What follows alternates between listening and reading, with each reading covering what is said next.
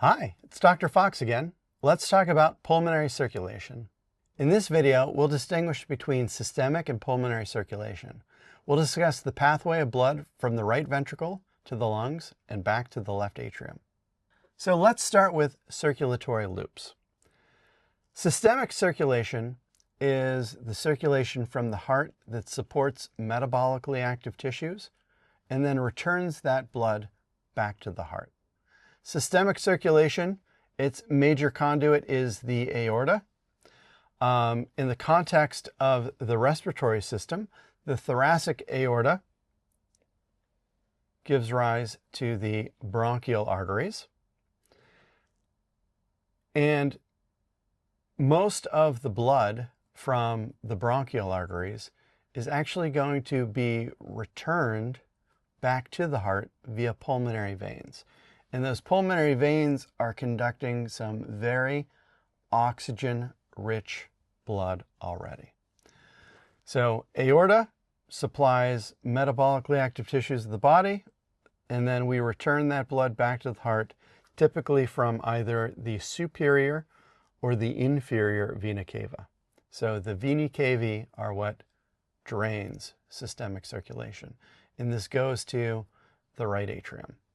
We can contrast this with pulmonary circulation, which begins in the right ventricle of the heart. That blood is squeezed up through the pulmonary valve into the pulmonary trunk. So we can see that here. And the pulmonary trunk divides into two pulmonary arteries, a right and a left.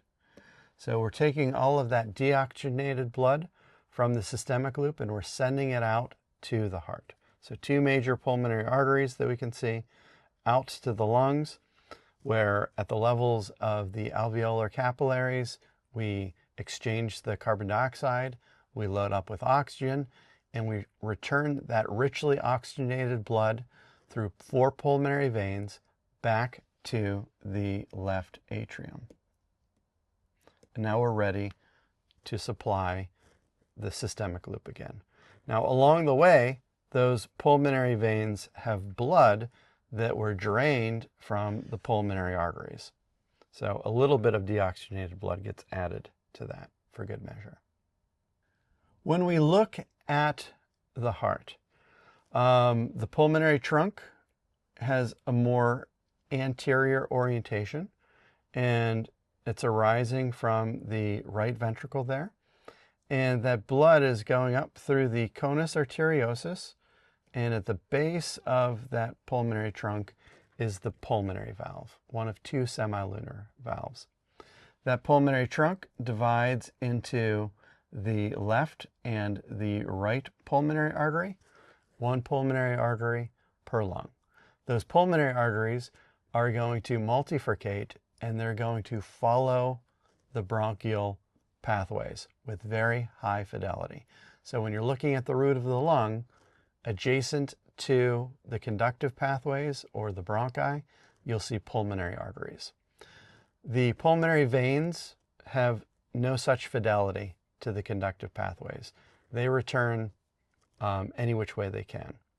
And then we're going to move by means of these pulmonary arteries relatively deoxygenated blood from the heart to the lungs, so that it may become oxygenated. So now we've turned the heart around and we can see where the pulmonary veins are entering into the posterior aspect of the heart there, so that they may enter into the left atrium. These are also going to receive the depleted blood from the bronchial artery pathways. And typically we're going to see 4 of these pulmonary veins entering into the left atrium. So 2 pulmonary veins from each lung. They have no fidelity with respect to the bronchial pathways. They just return any which way. All right, so here we have an anterior view of the heart, and I will highlight for you the pulmonary trunk.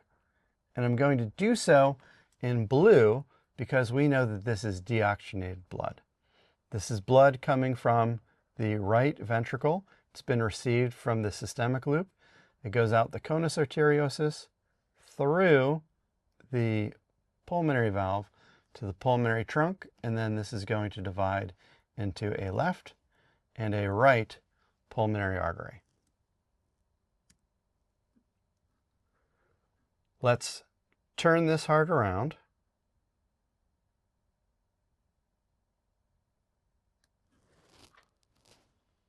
And we can see actually some of the right pulmonary artery as it crosses around there. That would be the origin of the left pulmonary artery. Now returning blood back to the left atrium, we have 1, 2, and then 3 and 4 pulmonary veins that would return that very oxygen-rich blood back to the left atrium. From the left atrium, that oxygen-rich blood will go deep to the left ventricle. And I'll spin this around real quick. And coming out of the left ventricle, we have the semilunar aortic valve into the ascending aorta, into the arch of the aorta, and then the descending aorta, which is the beginning of the systemic loop of circulation. On the other side of that, we will have blood returning to the heart via the inferior and superior vena cava into the right atrium. From the right atrium to the right ventricle, out the pulmonary trunk as part of the pulmonary loop. So that is the pulmonary loop in a nutshell. So we've discussed the differences between systemic and pulmonary circulation. We've looked at the pathways of blood from the right ventricle to the lungs and then back to the left atrium. And we've seen these origins and terminations of both systemic and pulmonary loops on the donor heart. Thank you so much for your time, and I look forward to talking to you in the next video.